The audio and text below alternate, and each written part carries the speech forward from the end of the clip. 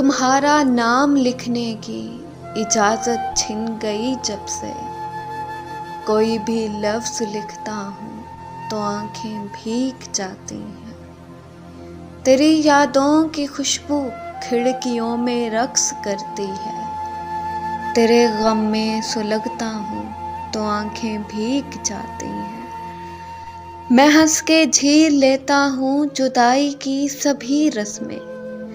गले जब उसके लगता हूँ तो आँखें भीग जाती हैं।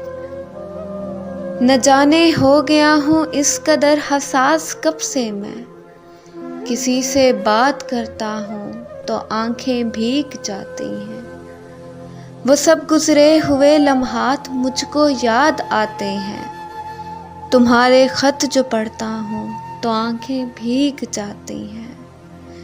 मैं सारा दिन बहुत मसरूफ़ रहता हूँ मगर जो ही कदम चौखट पे रखता हूँ तो आँखें भीग जाती हैं। हर एक मुफलिस के माथे पर आलम की दास्तानें हैं।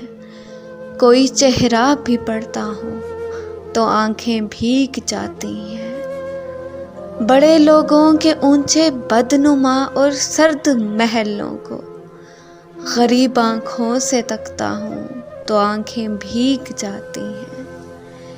तेरे कूचे से अब मेरा ताल्लुक वाजिबी सा है, मगर जब भी गुजरता हूँ तो आँखें भीग जाती हैं।